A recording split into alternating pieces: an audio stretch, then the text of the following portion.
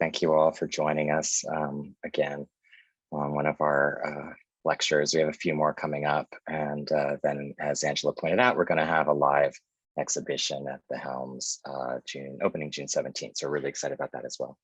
Information will be popping out soon on that one. So for those of you who don't know, who I assume you do at this point, my name is Stephen Phillips. I'm the director of the Cal Poly Los Angeles Metropolitan Program in Architecture and Urban Design. We're an off-campus program for Cal Poly San Luis Obispo here in Los Angeles. We've been here about 10 years, and our students, as you see in the participant room here, hanging out in these beautiful architectural spaces, are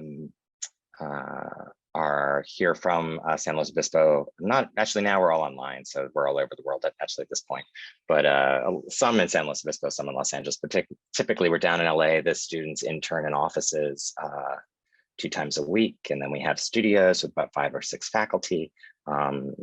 Super fun, and we have this wonderful program that we're all very excited and proud of, and we've had these wonderful events with Angela at the Helms for the last few years.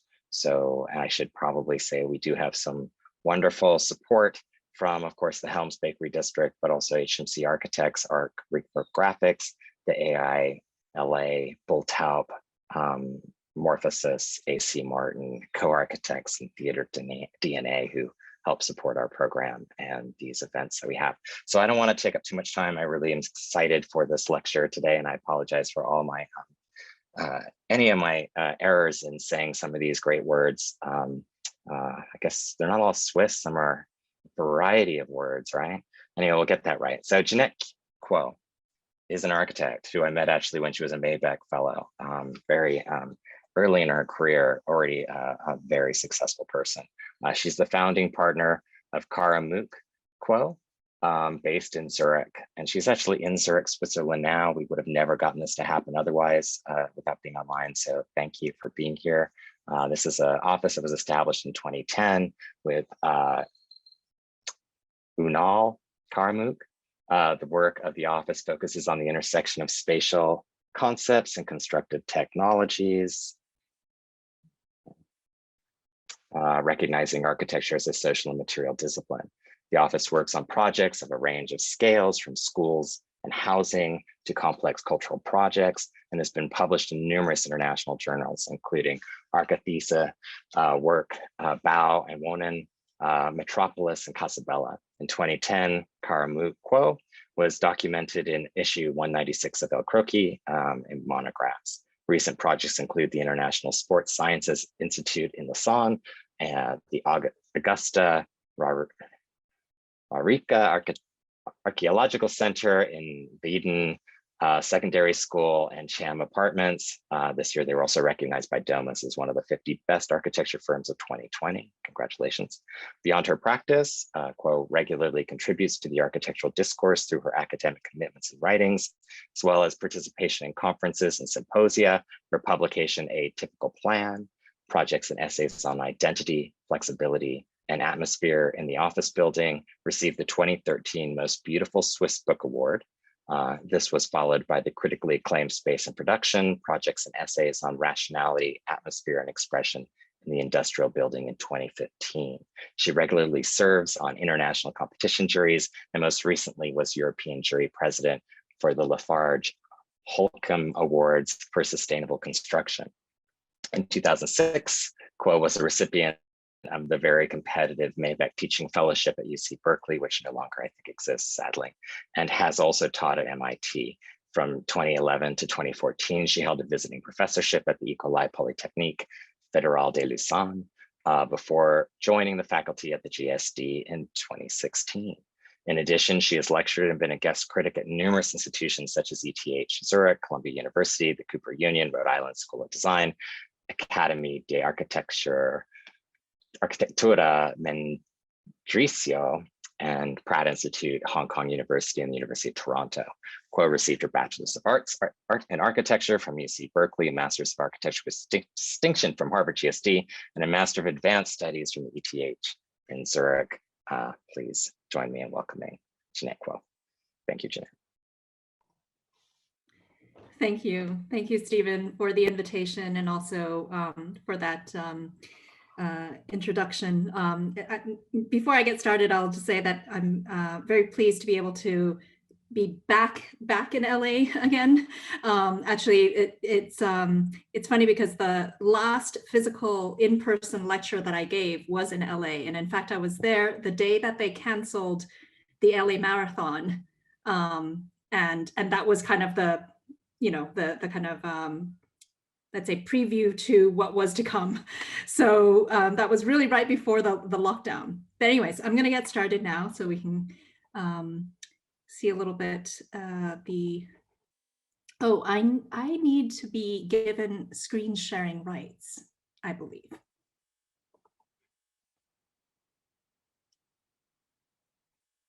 That should come from Joseph. There you go. Okay. So, do you see my screen? Okay. Let's see. Just gonna. All right. So thank you again for the invitation. I think it's always great to have these lectures in a way also as an opportunity for us to sort of step back a little bit to take a look at the work that we've done in the last years. Because, you know, very often we're working in the office and doing all sorts of, you know, projects and competitions one after the other. And there's this kind of rush and frenzy of production that we don't often have that kind of luxury to take a step back and look at things with a wider perspective. So, you know, these lectures always give us a chance to sort of put the work into a kind of body to try to think about what it really means to us and how we sort of string these together as a philosophy, if you will.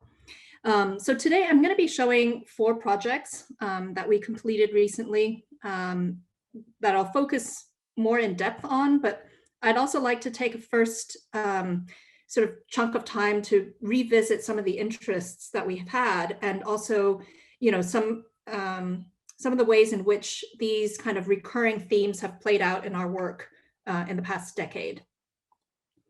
So if you look back at all of our projects, it can be fair to say that we're interested in a certain open-endedness in the possibility of reading a project in different ways, and also leaving it open for discovery and evolution.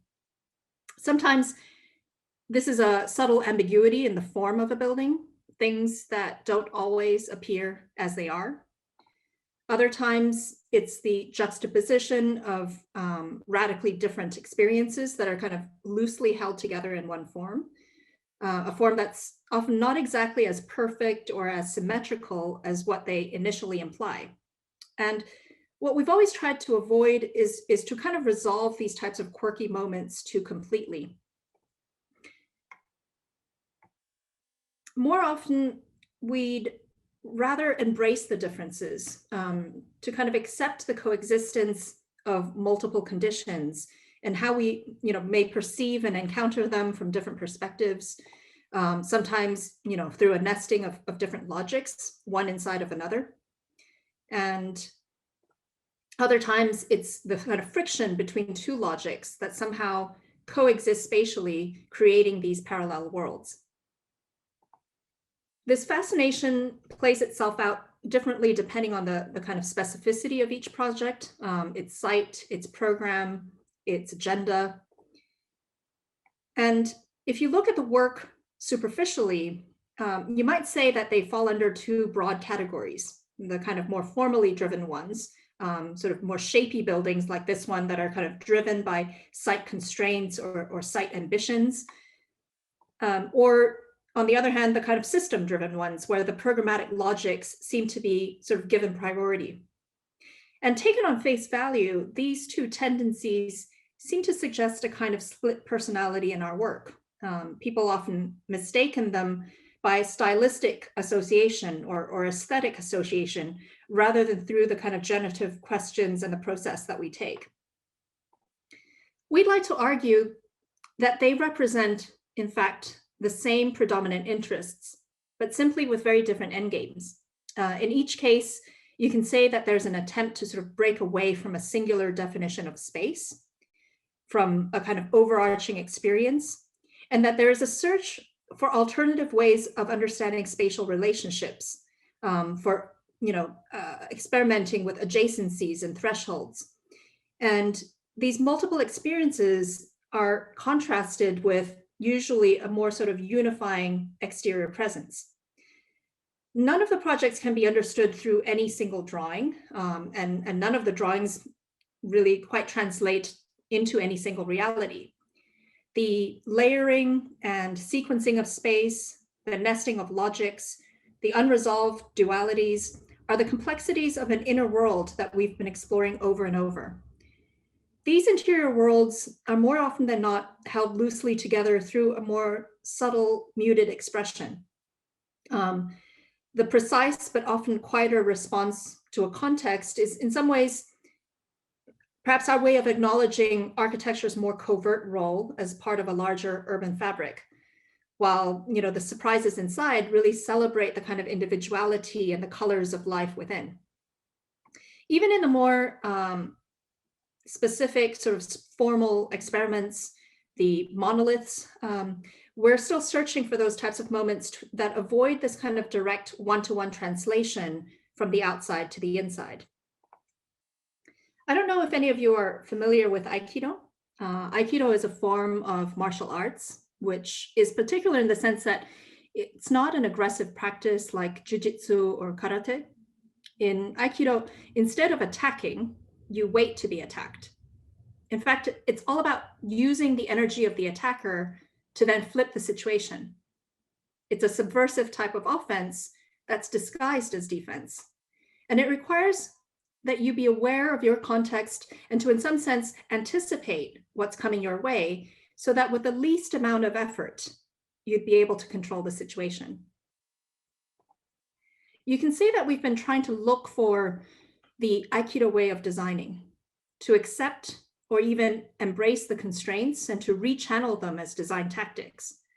For us, the simple realignments or provocations of the familiar and the everyday, be they programmatic, material, technological, or typological, can unleash unexpected potentials and maybe even lead to quite radical innovations.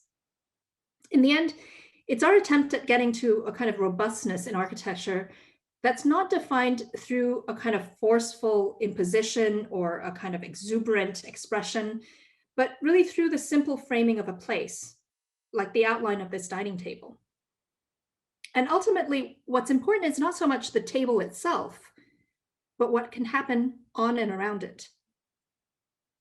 What gives each project its distinction is precisely the negotiation between site, space, and typology.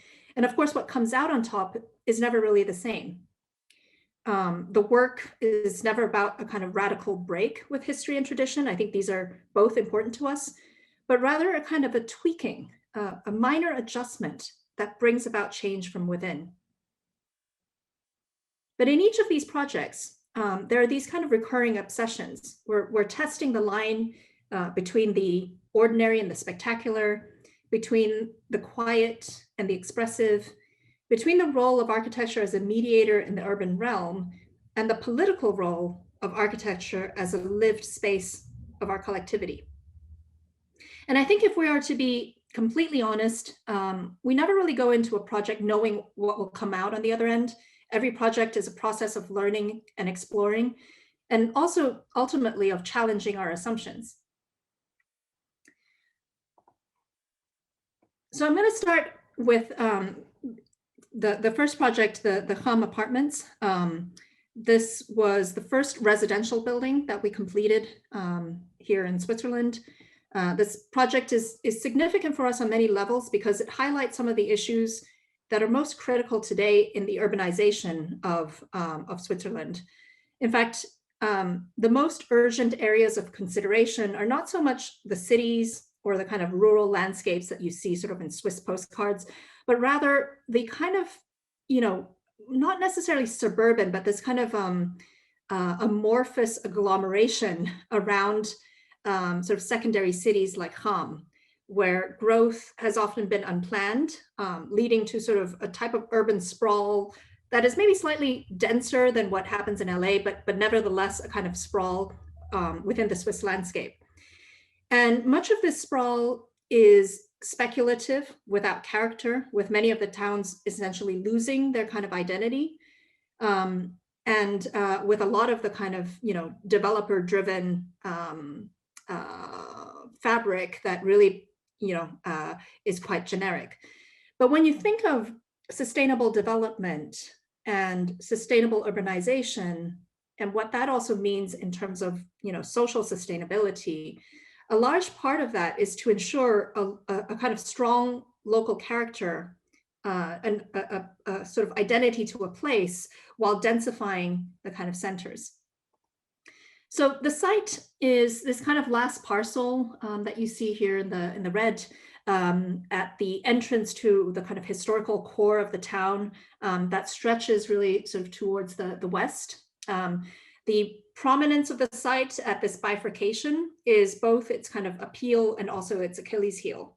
This plot was really left undeveloped for decades because of the difficulty of the site and also the kind of contentious neighbors. So here in Switzerland, because everything is very democratic, you can very easily sort of submit a, I don't even know what they call it, how to translate that in English, but basically you can protest against a project and essentially stop its development. So, you're always trying to sort of negotiate this territory to prevent people essentially from voicing their opinions. So before we won the project through a competition, there was already a kind of previous project that got shot down through this during the kind of permitting phase because of this kind of contentious environment.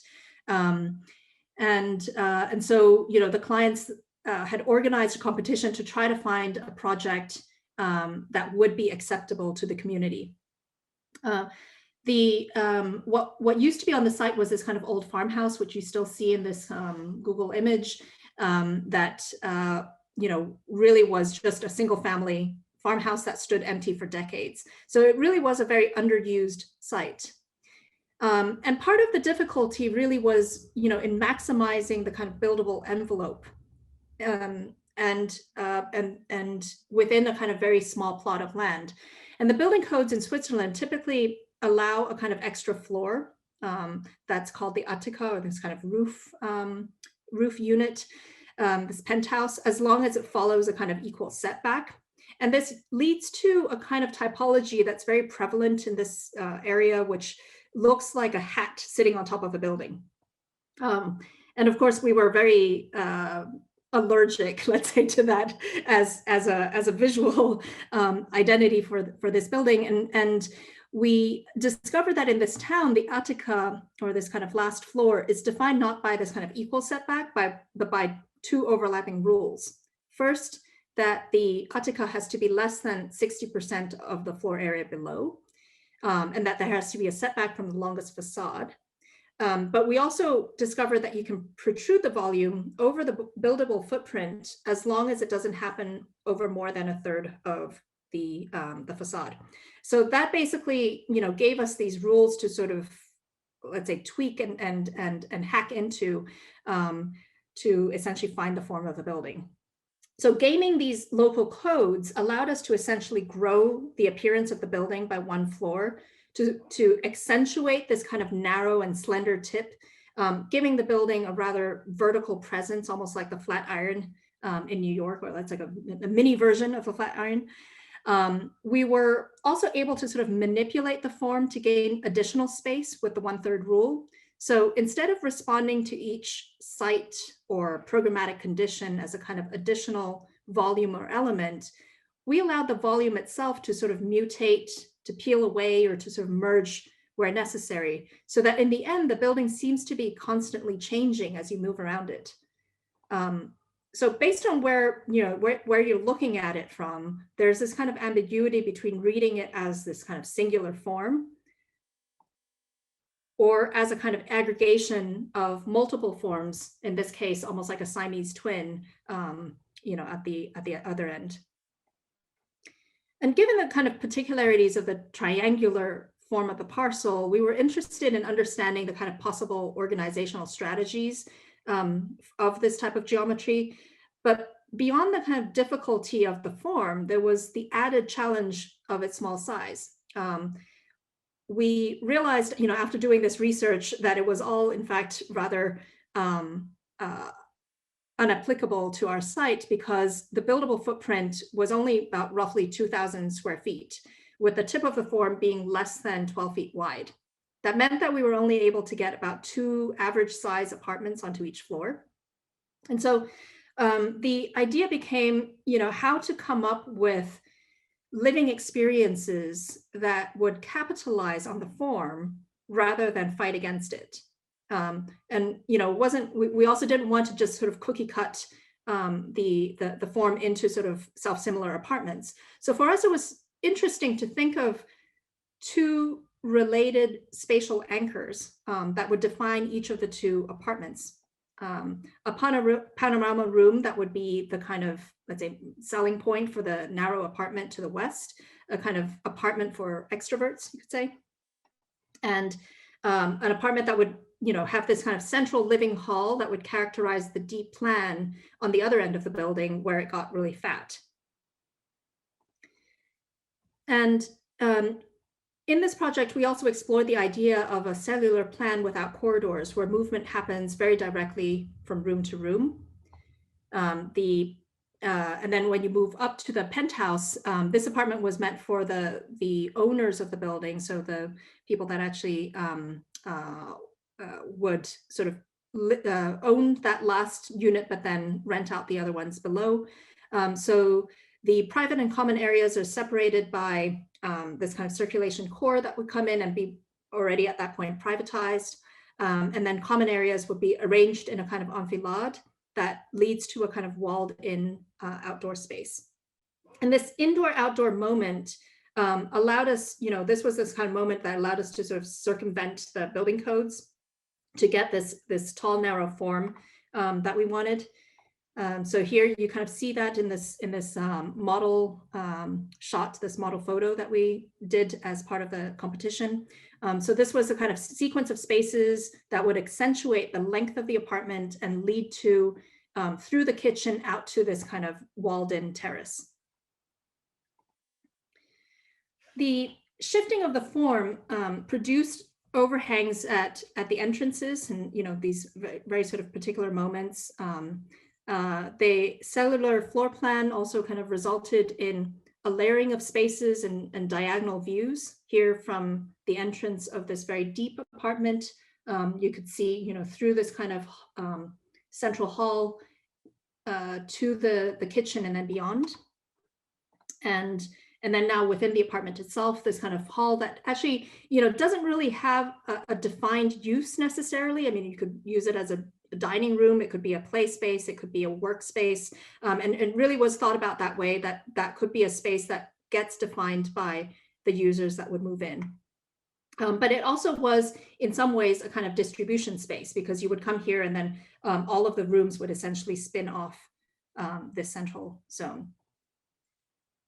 And the loggia, so the loggia is this kind of covered balcony area, sort of tucked into the mass of the building. The loggia seems just like another one of the rooms in the apartment, and is also itself accessible from multiple sides. On the other end of the building, with the other unit type, the layering of space is more sort of stretched out, going from the threshold through this kind of open kitchen, and then to this kind of panoramic space at the very tip of the building, where you also from there could see essentially, pretty much 270 degrees onto the Alps, but also to the lake that's beyond. And then on the penthouse floor, this space, becomes this kind of intimate outdoor space, protected from the kind of full exposure of this very, very urban condition in a way. And then in the end, the building, in some ways looks like it's always been there, rather than referencing any of the kind of eclectic styles in the context. We went for something that was perhaps more archaic, something that was monolithic, like almost like a rock that was growing out of the ground. There's something kind of familiar and ordinary about it, but at the same time quite unusual. And it anchors itself into the context while at the same time also standing out from it.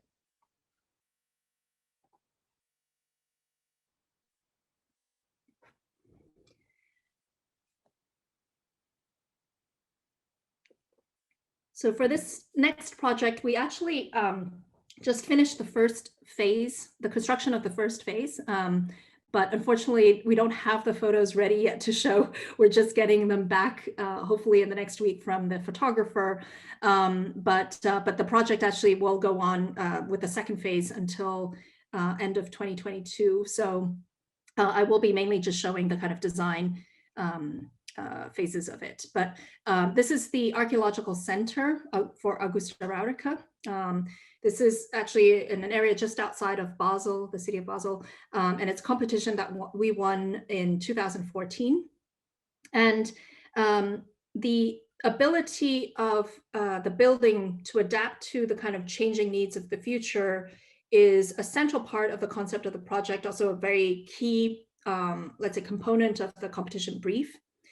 Because for political and financial reasons, the project has to be realized in two phases. At the same time, the different types of work and the types of spaces that are required within this kind of institution for the kind of archaeological dig, but also for the museum itself, requires, very sort of dramatic differences from workshops for the archaeology and conservation to office spaces for research and marketing to, people that actually take care of the grounds, that are like the gardeners and the people that do sort of workshops and things like that. And of course, more than half of the program itself is the storage and the display of their constantly growing collections. And so unifying all of these things while still allowing for growth and for flexibility was really the kind of central challenge of the project. So the site is what you see sort of in the dashed outline. It's along the highway between Zurich and Basel, where Augusta Raurica is one of the most extensive and well-preserved Roman cities that was discovered in the 1500s. Our site is just south of a kind of open air museum that is around here. You see this kind of footprint of the amphitheater that's kind of already been excavated. All of the red that's in this map is actually the known extents of the ruins, much of which is still underground. There's been excavations on the site since it was discovered, so it's been going on for more than 500 years, but only about 10% of the city has been exposed. We forget that it takes a lot of effort, resources, energy, money to maintain the artifacts once they're exhumed. So far, only the main monuments and the areas surrounding have been fully excavated, but already they have 1.7 million artifacts to this day. And that's, of course, constantly growing, which presents a huge logistical challenge. That leads to these types of situations. This is what they currently have to deal with, is where to store all of these kind of historical finds. And currently they're just shoved underneath these kind of wooden sheds, or the eaves of these wooden sheds. These are these kind of column capitals, trying to protect them from the weather. Smaller pieces are stored in these types of containers, right? Like they rented the containers that don't have any temperature or humidity regulation, which is, of course, quite disastrous for some of the more sensitive elements. But beyond these kind of issues of conservation, they're also facing a bit of an institutional challenge, because at the moment, or at least since their existence, their workspaces have been decentralized all over, different spaces that the city has rented for them. Essentially taking what they could find. So all of their departments are dispersed and barely in contact with one another. And so the director of the institution was really keen on, gathering everybody under one roof and finally having a place that they could identify as their own, and also creating a kind of institutional identity that they would be sort of working towards. So the competition was an effort to find a solution under these very, very tight budget constraints, not only for the kind of storage and display of these artifacts later on, but also, you know, that there is a kind of a workspace that promotes a kind of institutional culture. So when thinking of the storage, sorting, and retrieval of stuff, we were interested in the juxtaposition of these two field conditions: the hyper efficiency of the Amazon warehouses and the mystery and the aura that's, you know, that we associate with the archaeology that's captured in movies like Indiana Jones's Raiders of the Lost Ark. So rather than an object, our first act was to design a system, a kind of spatial structure. The ABAB system of structural bands allows individual rooms and departments to expand or contract while allowing clear circulation for people, artifacts, and all the kind of technical services all of the time. And into this field, we inserted the fixed infrastructures like stairs, shafts, elevators, bathrooms, etc., which help to create certain subdivisions and differentiation in plan that would allow it to absorb all the different requirements. The whole structure would sit on a plate over the ruins. So the construction would not only need to be as light as possible, but the weight also had to be evenly distributed across the plate. You know, when we first started the kind of competition, we actually thought that the best way to sort of build over a kind of archaeological site was to sort of drill piers into it and to be as, you know, as sensitive as possible in terms of where to place those piers. But in fact, the problem is you don't know where things are. So the most sensible thing to do is really to sort of build a bed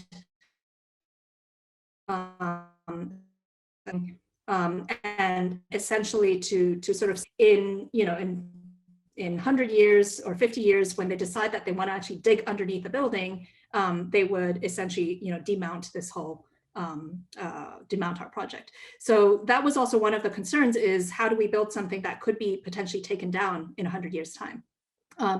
And the workspaces are, you know, because they have to be kind of, or because this whole building has to be sort of distributed evenly by weight over this whole plate, we sort of separated the workspaces, which is the phase one, and the artifacts, phase two, into you know, two separate strategies. So the workspaces are stacked on 2 floors to balance the weight of these kind of large hall of artifacts. And inside the kind of workspace area, it's kind of defined by 2 spatial experiences. On the one hand, this kind of horizontal transparency across the different departments, which allows them to be aware of each other and to be aware of, you know, all the different types of activities that takes place within the institution. Emphasizes this idea of the field condition. This of the building, but it also highlights some of the more special types of activities, like here, the kind of cataloging, let's say, of the different finds that they would receive. On the outside, to kind of reduce cost, everyday industrial materials are used but transformed through a kind of unconventional use. The different densities of corrugated stainless steel form a kind of sedimentation that results in an abstract, almost primordial expression. And the linearity of the building allows the construction to be easily phased and extended over time. So, you know, if they run out of money, they could kind of stop after phase one and it would look complete, but they also could continue on. And if, you know, if the institution expands and they accumulate more of these finds, that they could, you know, hypothetically, even infinitely. So these are some of the photos from the construction of the first phase that we had just finished. So these photos are actually now from some months ago, or maybe almost half a year ago. The project actually went very, very slowly in terms of the development, because we had to go on hold for about a year when the political authorities were negotiating different sort of permitting things that were beyond the project itself. So this is a view of the kind of upper level space. And then also here, one of these kind of skylight moments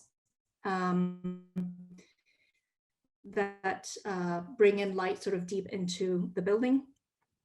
And basically, I'm hoping that we will be able to show then very soon the finished images of the building inside. But the facade, this is just, again, giving a hint of that.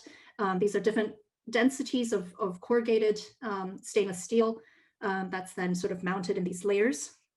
And in this image, for example, they're still waiting for the lower band to be installed. And here is a bit of an impression of the building from further away as you're approaching with the from the street, and these kind of pop-up skylights that give a hint of some of these tall spaces inside. And here, almost as this kind of landscape, that's an extension of the landscape beyond. This kind of you know, hills, of the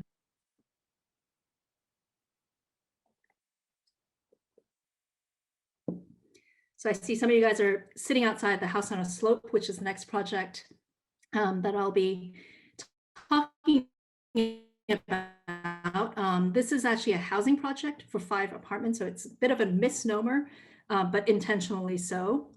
It's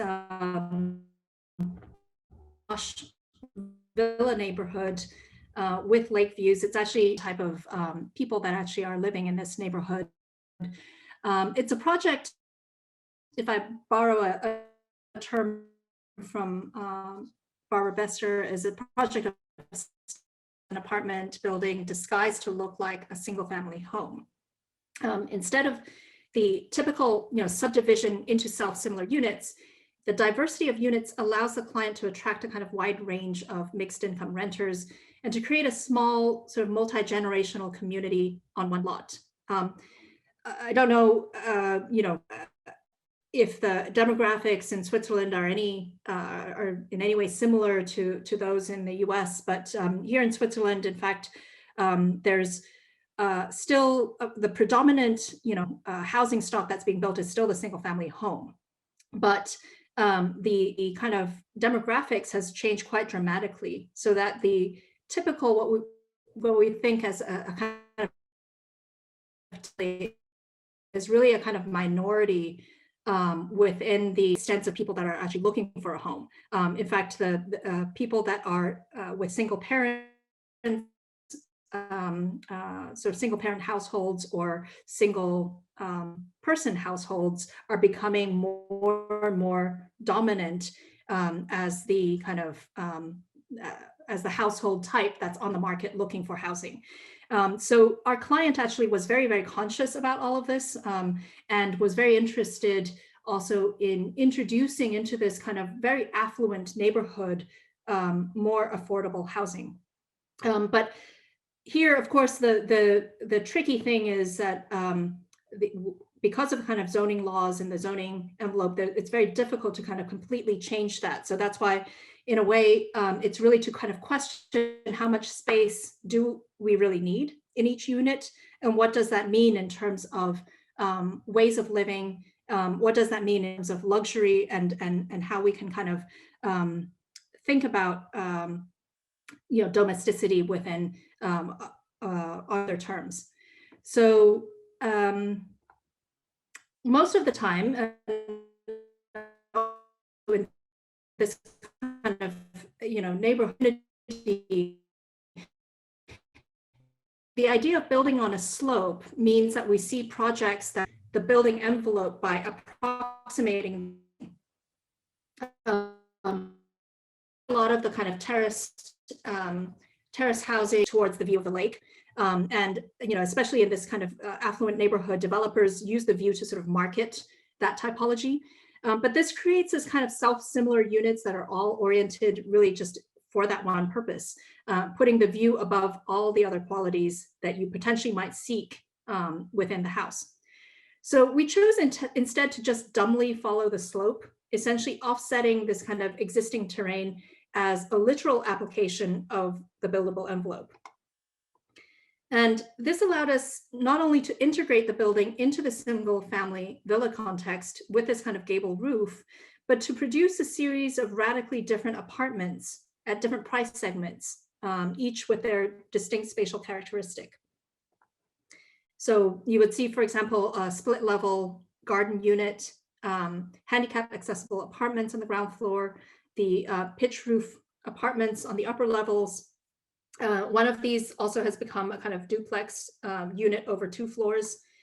And if I kind of now take you to some of these plans, you'll see that the characteristics really are defined by the sequences of common areas within the apartment. So if you look at the kind of hatched areas, those are the common areas in terms of living, dining, that kind of thing.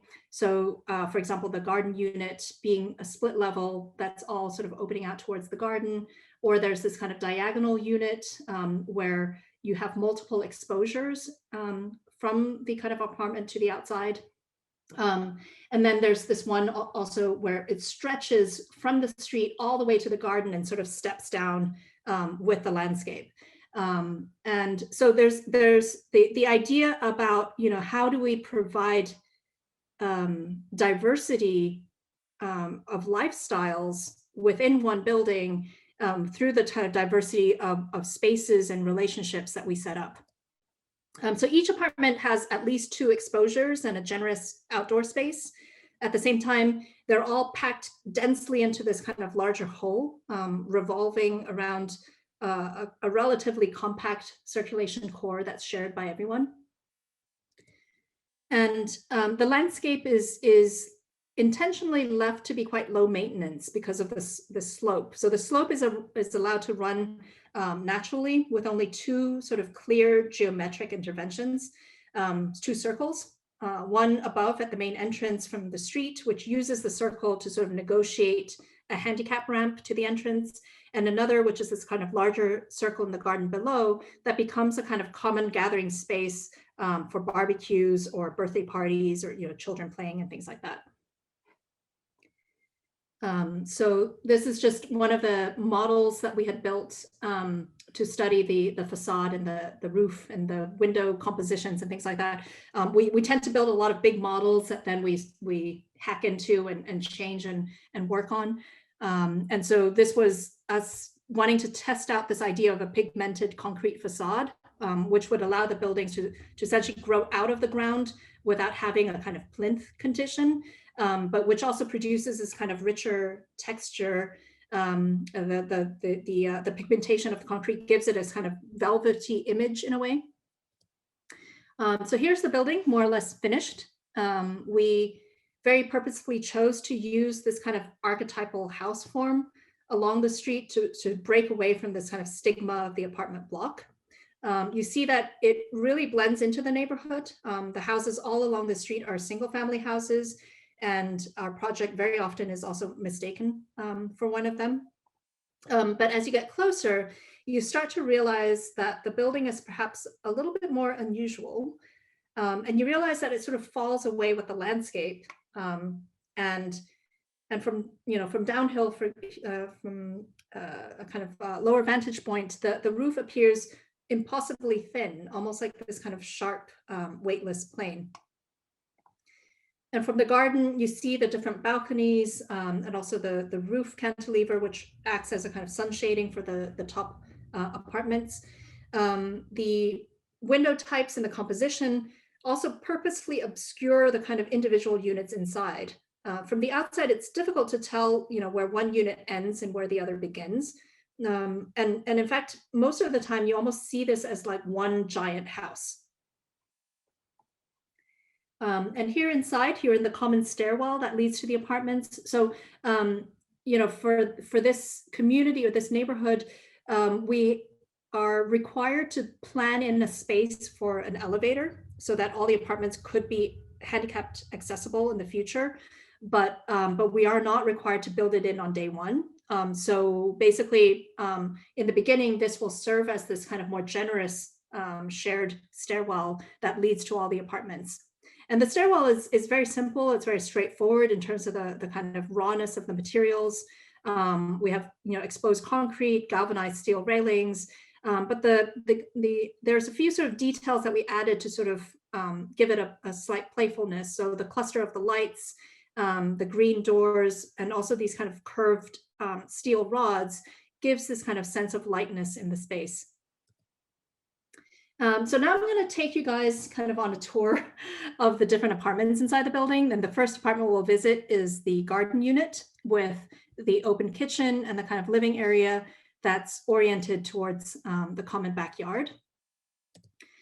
And here the living area feels like it's sort of dug into the ground, and really that you're sort of sunken into the garden and surrounded by nature. Each apartment is unique, but we also wanted to sort of break away from the typical feel of an apartment.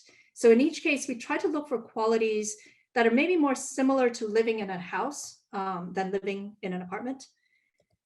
And here now from the adjacent room, which could be used as a bedroom or a study, you can look back out in multiple directions, like for example, down into the living room and then out to the garden. And then now we're up in the unit above. This is the kind of ground floor accessible unit with the diagonal living space. This is the largest and maybe also the most bourgeois, you could say, in terms of its feeling. And part of that has to do with this kind of space that we brought back from maybe a more 19th century typology, which is this entry hall.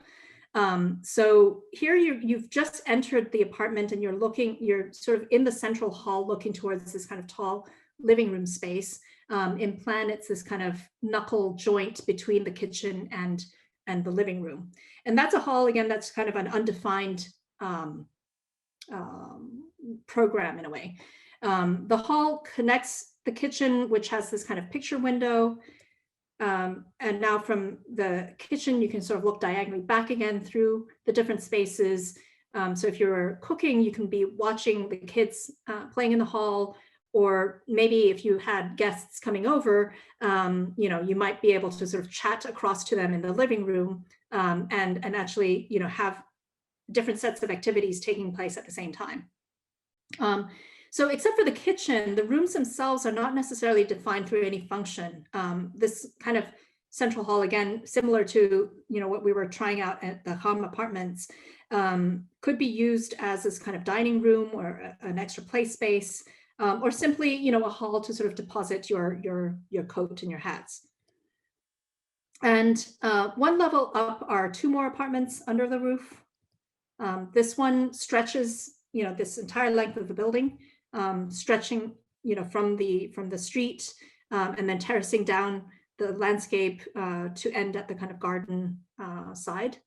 And here you're just kind of entering into the apartment. And now you're kind of at the lowest moment of that apartment, looking back up all the way to the window at the very end that looks back over the street entrance. And in a way, what's kind of interesting is that, back here where you see that window, in fact, there's also behind the kitchen cabinet, a hidden door that essentially slides and closes this last room off. So it's one of those sort of hidden rooms within the building that a guest may not be aware of if they were coming to visit.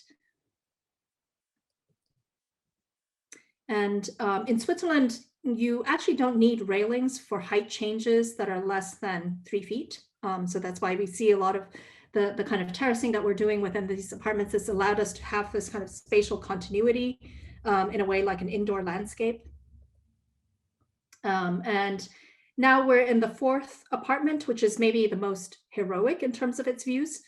We've been calling it internally as the bachelor pad, because this is, there's a bedroom in the back, but otherwise it's a very open plan.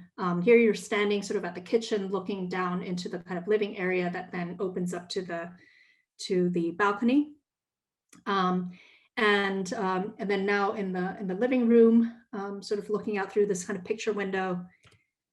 And then now on the balcony, where you're essentially shielded a little bit with this cantilevered roof moment, but looking then all the way, having this kind of panoramic view towards Zurich.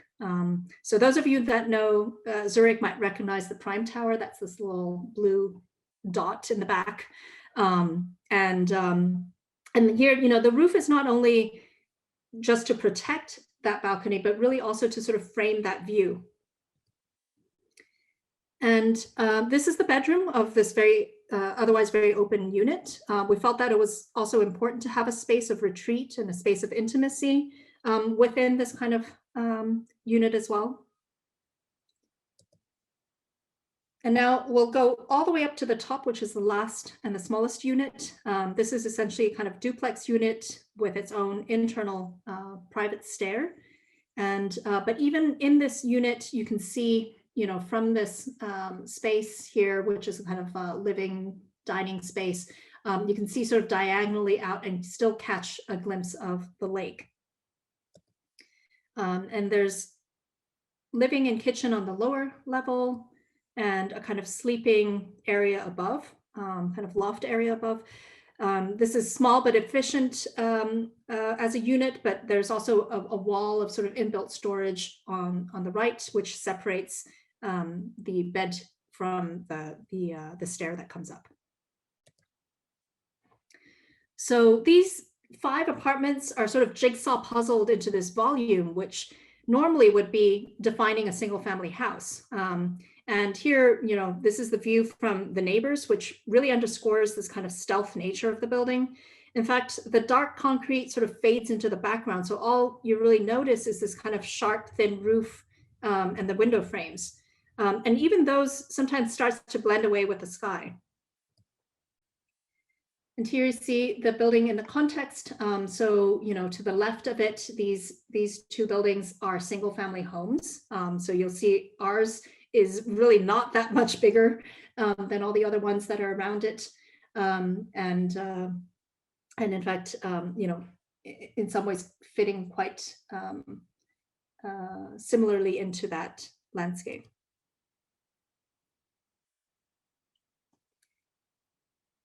The Institute for Sports Sciences is also a project that we won through a competition. This was in 2013. There was this open competition, and it's a building on the campus of the University of Lausanne that unites 4 public and private organizations that research and teach sports sciences.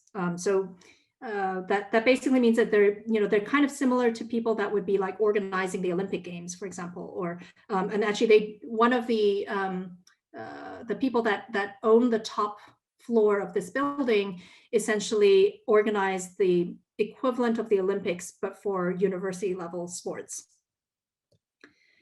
And on first glance, it's a very idyllic site with amazing views of Lake Geneva and the Alps. It's a very prominent site. So this is our building along this highway that kind of leads on the right. It leads back into the center of Lausanne. Towards the left, that's then off the screen. If you drive like 5 minutes down, you would come to the Rolex Center by Sejima or by Sanaa. And also there's a kind of another building that's being designed or being built right now by Office Kirsten Gers and David van Severen. So this is, you know, a very, let's say, a very exposed site in that sense. And across from us, these are the kind of sports fields of the university. And here down below where you see gray, that's the lake. And so in fact, there will be nothing really sort of blocking the view of the lake or blocking our building in a way from that anytime in the near future. But the campus is actually characterized by buildings like these, you know, behemoths with fortress-like plinths that really don't have much to do with the kind of landscape that joins them. These were buildings that were built in the 60s and 70s. And we wanted to offer a kind of counterpoint, you know, something that was modern and self-confident, but not a complete rejection of the campus either, you know, something that was maybe quieter, was quiet and light, but, you know, almost hovering in the landscape. But in a way, we also were interested in it being a kind of wolf in sheep's clothing. So typologically, when you look at office buildings of this size that are, roughly 35 to 40 meters in depth, the typical response is to either fill the center, where you normally don't get any daylight, you fill that with a massive core, or to make a void. In both cases, the experience is quite expected. So we weren't really interested in those typologies, but we were interested in rethinking what this center could mean.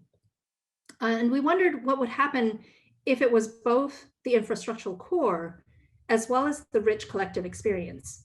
So conceptually, we split the building into two constituent parts, a hyper-rational and flexible ring of workspaces, and a porous mass of service and shared spaces.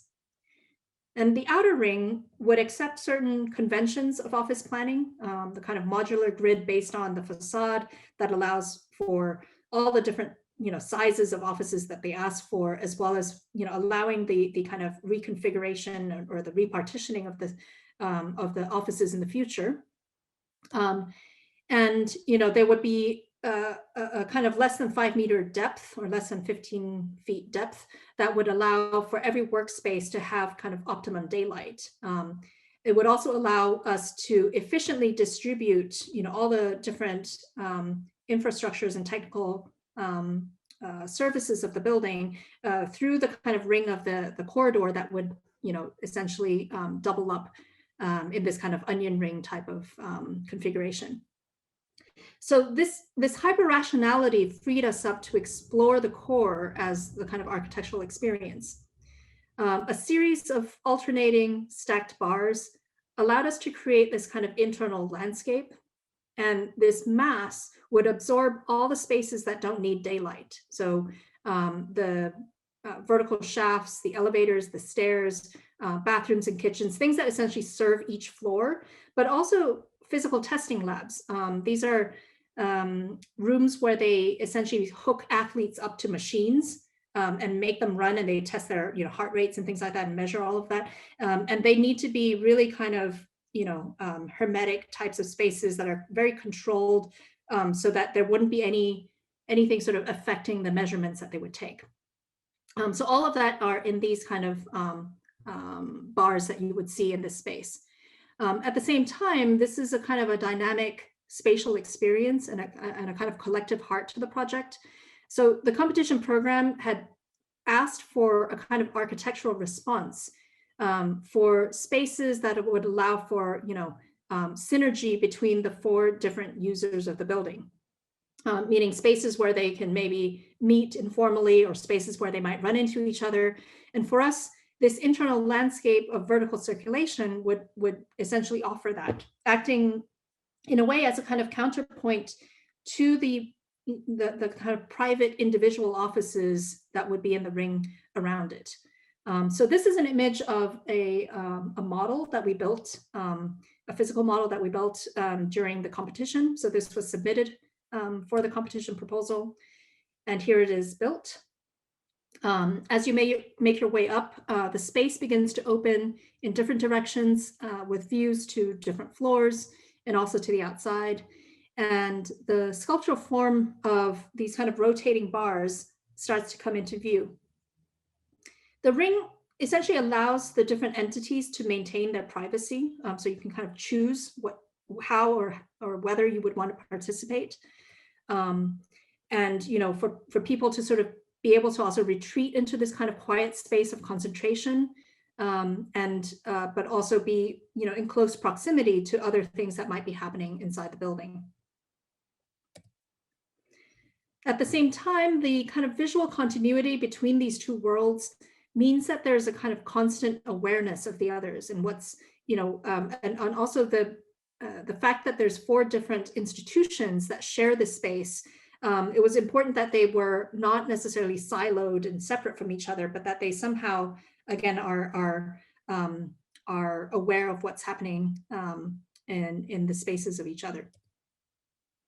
So structurally, the 2 parts also work together. The outer ring of lightweight plates and columns is braced by this inner core, forming this kind of interdependent whole.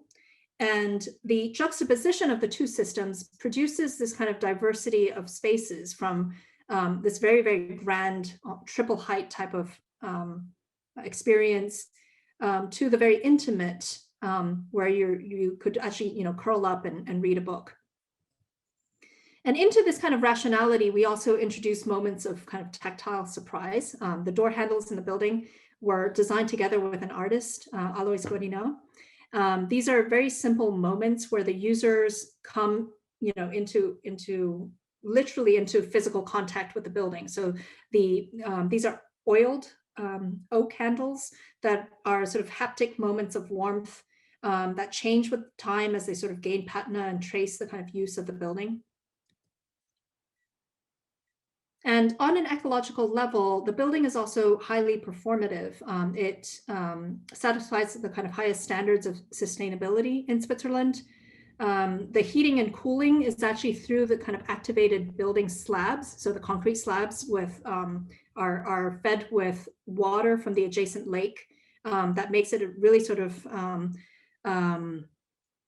effective means of heating and cooling. It's coupled together with a kind of thermal inertia of the concrete, and the passive cooling of the atrium also allows for kind of a stable year-round comfort inside with very little energy consumption. So in a way, the building itself is designed in such a way also for the kind of internal comfort of the users, and that includes also, the idea that all of the workspaces have optimum daylight for most of the day, so that in normal working hours, there's almost no need to turn on the lights inside. And while each of our projects has very different contexts and conditions, we're always looking for a way to tweak the conventions and to offer a kind of robustness and a generosity in use. It's important to us that architecture is a space for people, people whose actions we can't quite predict, and whose needs change over time. In that sense, we think of ourselves as designing frameworks or flexible infrastructures within which a number of possibilities can occur. These social infrastructures are ways in which architecture is political, building communities one space at a time. Now, before I wrap up, I'd like to try to show a very short video. I'm not sure if this is going to work, so I'm just going to give it a shot and see if you guys actually get any of the audio from it. But let's see.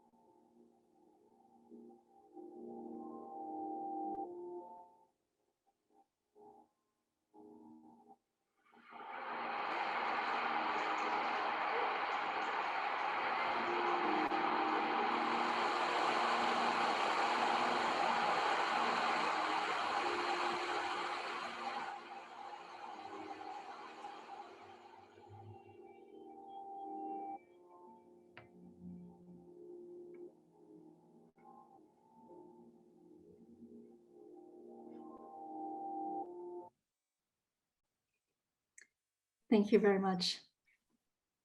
Thank you. That was really, really elegant. I mean, your work is so elegant. I have several questions, and I'm sure my students are going to have a ton of questions, so I don't want to hog. But it seems like I guess the one that crops first is your competition strategy. Seems rare that a firm starting off wins 2 competitions and gets those buildings built. It's not an easy thing to do at all.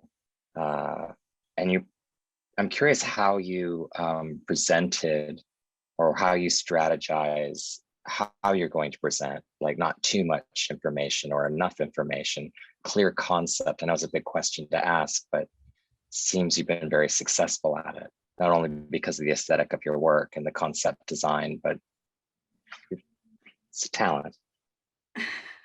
Well, I mean, I think, there's a lot of factors that I have to say goes into winning a competition, because at the very end of it also is there is also an element of luck, which we cannot ignore, because we don't know who's on the jury, how they're going to react, and it's always this kind of discussion that could lead to one thing or another.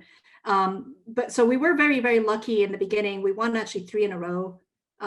Actually, we won one right when we moved to Switzerland, and then that was our first project, which I didn't show today, but it's I showed one image in the very beginning, which was the kindergarten. But we took the time to kind of build that one, and not necessarily split our attention too much, and use that as a way to learn how to build within this context. And then after that, basically won 3 competitions in a row, which was the building I just showed, the Institute for Sports Sciences, Augusta Raurica, and also the Biden Secondary School, which I didn't really show today either. But part of it, I think, has to do with understanding the context that we're operating in and being quite realistic about that, but also trying to find then the loopholes of where we can operate. I think probably presenting our work in the LA context sometimes is a bit scary, because I know that in LA you guys are used to much more flamboyant types of architecture, and ours is probably the other end of things. And it requires probably a more going through the compression chamber to then be able to understand how we what we're trying to do within the constraints that we have. And so we quite early on, I think, kind of embraced the fact that a lot of it is about understanding the realities, that what we build in as a context, actually, that's not so much about the extraordinary, but about the ordinary. And so that part of it, I think we had to, in some ways, accept, but then we had to sneak our agenda into it in a different way. So very often you see what we contribute within each of these projects is maybe more from an internal logic, more from the kind of spatial experience of what once you get inside, what that actually means. And that goes for a lot of the projects from the housing ones that I was showing today, all the way to this last project. And part of that also is because of the kind of context and the culture here in Switzerland, where, of course, there is a certain sort of decorum, let's say, that buildings are supposed to have, and a certain, let's say, kind of respect, I guess, of the urban fabric that it's part of. That in some ways we kind of embraced. I don't know if that answers your question. No, it was an interesting question. Now you're basically telling us you've won almost every competition you've entered, which is fantastic and hard to do. Oh no! So congratulations. I think we entered. We maybe we would. I think that we would be very lucky if we won 1 in every 10 competitions we entered. But what is different about our context, and actually one of the main reasons we moved to Switzerland is because of the healthy competition system. The fact that we have that opportunity, which is very, very different in the States. The fact that we can, as young architects, without any real credentials, without having built anything, enter an open competition and actually win a competition and build it. That's the kind of beauty of where we're living right now. But that comes obviously also with other, let's say, responsibilities and constraints. Yeah, for sure. Europe is far more, I would say, respectful of architects than the US. Certainly has just been historic. There's a question actually by anonymous attendee, so I can't ask them to say it, but I'm just gonna read it to you because it's the same kind of point. So the architecture of Switzerland seems to have a uniformity in materiality, craft, and form. I often will have a sense that a building in Swiss or Austria, a building is Swiss or Austrian just from an initial image. In general, the quality of concrete, woodwork is typically very high compared to that of American counterpart buildings. The form of the buildings are usually very simple, but exceptionally well executed. Can you speak on the Swiss architectural identity in regards to both the architects and the builders? And I think also you brought up identity several times in your discussion. So I think there's something that you're working on there in terms of the notion of identity. So, I mean, I think that there's a lot of layers of that, and I can try to answer it in a succinct way. You know, I'm now Swiss. I'm now, you know, naturalized Swiss, but I only moved here about 11 years ago. So I'm technically not Swiss in the sense of the mindset that's here, and neither is my partner, let's say, fully Swiss. And I think that, you know, to a certain degree, that has allowed us to also see and critique it on different levels. I think that the Swiss, there's a certain sort of modesty, and I would say the Calvinistic culture, which is very, very deep within Switzerland. You can also contrast that to other sort of European countries around it. It's about a certain sort of reticence, not showing your wealth, not showing your, you know, so being kind of holding back on expressiveness, but at the same time, being proud of craft or being proud of what they do. That leads to also a similar, I would say, a kind of philosophy and an approach in the way that people design, but also in the way that projects are executed. Up until recently, the idea of a general contractor is a kind of rare occurrence in the Swiss context. The last project I showed was done with a general contractor, but was really, really rare. The more prevalent form of project delivery is actually more like a design build. And that goes all the way to big projects as well. It's like you, as the architect, you get the 100%, you know, from design to construction, the 100% of the services that is involved with the project on a contractual level, and you can choose whether you split that off, you know, whether you like, so we very often work with a construction manager type of office, but they work together with us in a partnership, or they work under us as a subcontractor of us, which basically leads to a very, very different mode of working, because you're always, because it's partnership, it's a much more integral way of sort of designing things and working things out. And then at the same time, you know, that allows you a lot more close contact to all the subs that are working on the job site. So, you know, we talk very, very often and closely with people that are actually executing the buildings, building the different components on site, which I think is less the case in my experience in the American context. Others have questions, please like raise your hand or put it in the chat or something, and I'll call on you. You brought up a couple theoretical concepts. One was identity, but also you brought up concepts of monolithic or archaic, familiar characteristics. And I would say also based on what you just spoke about, Boston and San Francisco have a certain heritage quality that I would say fits into maybe what you're also addressing with Switzerland. And that I thought of Bill Turnbull in the way he manages a building hitting the ground in wood, but you're doing it in concrete, which I thought was very savvy. even without even a 6-inch edge of concrete at the bottom, because it's just right there. And there is an agenda, I guess, embedded in that interest in trying to create some sense of something being primordial or always there, or has some basis of something eternal, hard to explain, but also very powerful, even if the projects are quite simple and elegant. I was wondering if you can explain why you worked or moved in that territory, what inspired you to move in that territory? Yeah, so I think I have to say that, you know, we come from a generation that followed closely on the heels of a period of real sort of exuberance, right? This was right before the bubble burst, and you know, we had the kind of 2008 financial crisis and things like that. You know, and before that, you were seeing all sorts of, you know, things that were happening that were to some extent gratuitous, but also fashionable to the sense that you could date it. You could look back in that on that period of work, and you can say, well, that was 2004, or that was, you know, 1999, or you know, there's a kind of a date stamp on it.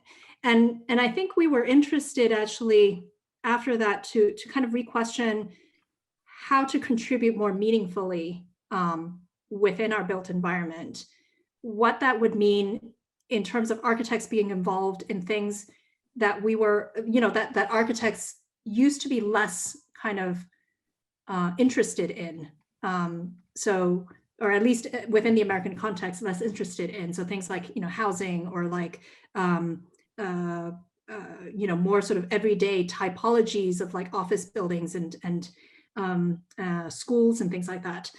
So we were interested in really, you know, operating on things that are part of everyday life, not on the exceptional, but on the kind of everyday, not about museums, but about, you know, spaces that we experience all the time.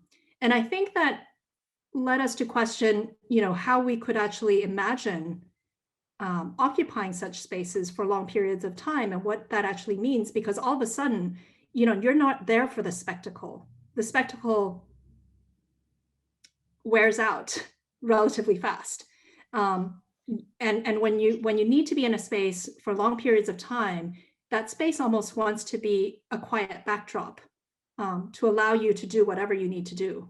And so that became, in some ways, you know, I guess, kind of desire for us to look for means of working and means of designing that would allow us to investigate types of spaces rather than types of objects. There's a politic, I suppose, still at play, which maybe doesn't get discussed as much in terms of, you know, maybe because as you're working in Switzerland, and there is a quality of lifestyle that probably exceeds most countries in terms of, it's just the truth, right? And so you're able to work with some really elegant materials. You're very careful. It's very well crafted, even the way, you know, the railing behind us has that little U, right? I mean, that costs some money, even though it does actually take some design sensibility. So there is something wonderful about that. It's also in the Peter Zumthor School of Design. And I guess it also fits very well with Harvard too. So I can see how you probably are going to have an amazing career. And I think it's fantastic. But there is you brought up yourself, you said there's a bougie quality to some of the apartments, but I don't think that's really necessarily the case. It's just that's also something that sometimes, like if you think of like the nouveau riche of Los Angeles, it's out of, you know, sometimes it's considered tacky because it's too over the top, right? Too colorful, too much, right? So this is like the other side. And I don't think you're saying that's what you're working with, but there is something that I'm just posing does play out, and also a very Northern California style, also the way a building is not meant to be showy, it's meant to fit in. But then as you pointed out, you actually have some really wonderful tactics of allowing something to stand out as well. So there's something really exciting. You know one thing that I've discovered now that we're also working on a project in the States is that at the end of the day, it's not more expensive to build in Switzerland than to build in the US. And the difference, and the shocking difference, is because so much in the US goes towards fees, but fees to people that we never hire here in Switzerland because we do it all under the umbrella of the architect.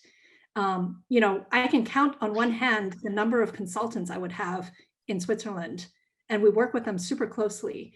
But in the US, I'm like always trying to look up the names of people because there's a list of like 17 consultants or something like that that we're supposed to be working with. And it's all because of liability. You know, essentially you're paying people off for liabilities just so somebody can sign something that says, I take responsibility in case something goes wrong there.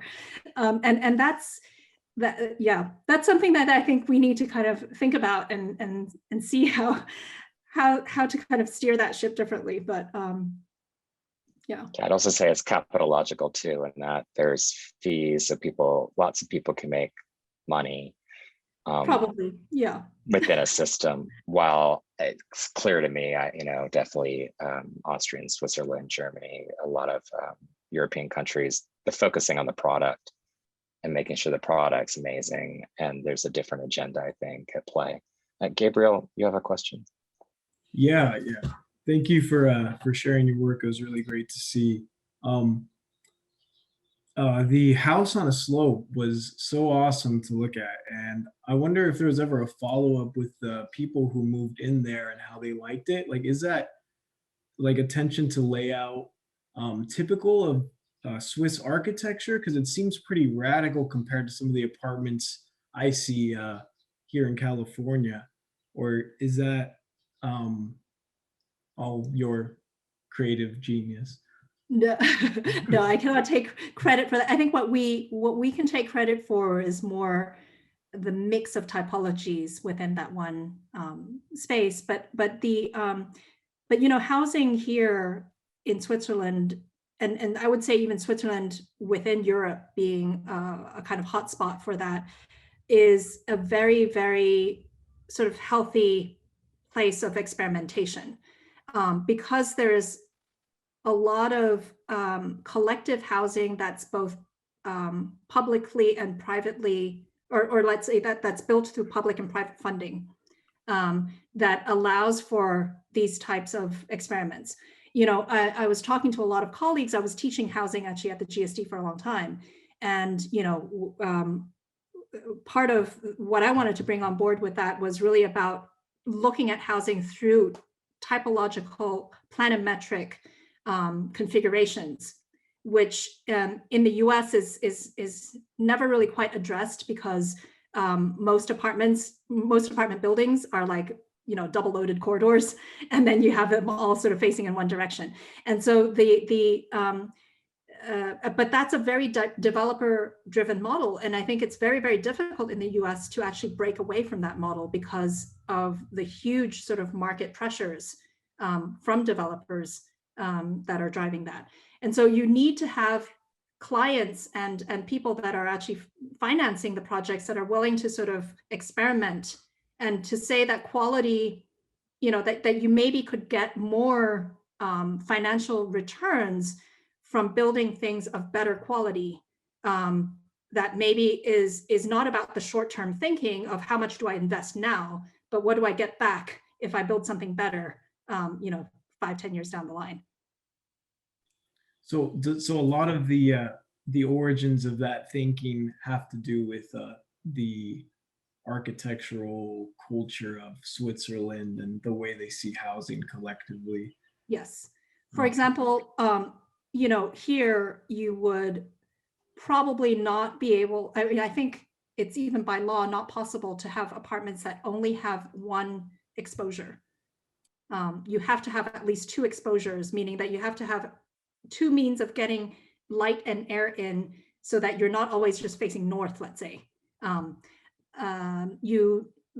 other thing, which is not a law, but which is on the market pretty common, it would be very difficult to rent out an apartment as a landlord if it didn't have a balcony. if it didn't have some sort of private outdoor space. And that's not, that's not common in the US. I mean, if you look at apartments in New York or apartments in Boston or something like that, they very rarely have balconies. But this was, the saving grace, let's say, during the pandemic lockdown was my balcony. I was spending pretty much every sunshiny day on the balcony, and enjoying the outdoors. Thank you. Yeah, LA they have outdoor space requirements per unit, but what you're also is an interesting one. It doesn't have to be individual to each unit. And so you don't have to have balconies, and they actually then don't give you a kickback of, extending into public space or into the setbacks with your balcony. So actually that actually makes it undesirable. It's very interesting. It's been a problem. Actually, Francis and I were talking about that recently. Landon, go for your question. Hi, thank you so much for sharing your work. It was really enjoyable to see. We've had several speakers here so far that have had very distinct voices in terms of their representation. And I think I get that also from you in terms of, especially with your models, which I believe you mentioned was also an important part of your kind of process. So I was just wondering if you could speak to any particular goals that you might have with your representational strategies. So the model really is for us foremost a tool, and secondly a form of representation. I was talking before about us looking for ways of working that would allow us to experiment with space, and quite literally so. And for us, really, the model was the way of doing it, because we could stick our heads in there. We would build these really big models where you could really, stick your camera or your head in there and essentially experience it more or less the way that it might be built. And that as a process is interesting because it opens it up in ways that a drawing might not be able to.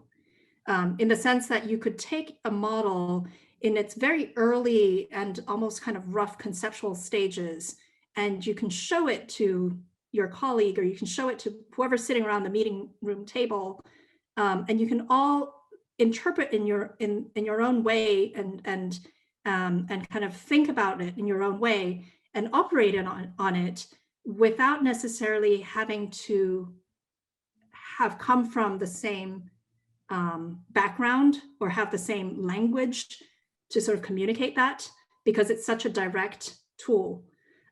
Because our office is very international, even just between my partner and I, when we started, just the two of us came from very, very different backgrounds, very different educational backgrounds, but also very different cultural backgrounds. So we had to find ways also where we could both have our takes on things, but that finds its relevance in the kind of built condition. So for us, it's foremost a tool for communication, a tool really for us within the office as well to communicate with each other. Cool, thank you. Jeannette, that was really fantastic. You're going to have such a fantastic career over the next many, many, many years. It's so good to see what's happening. Love the work. And I think the beauty and the attention to detail and materiality in space is really highly valued. So congratulations. And thank you. Thank you for, I don't know, what time is it there in Switzerland? Now it's about 10:30 in the evening.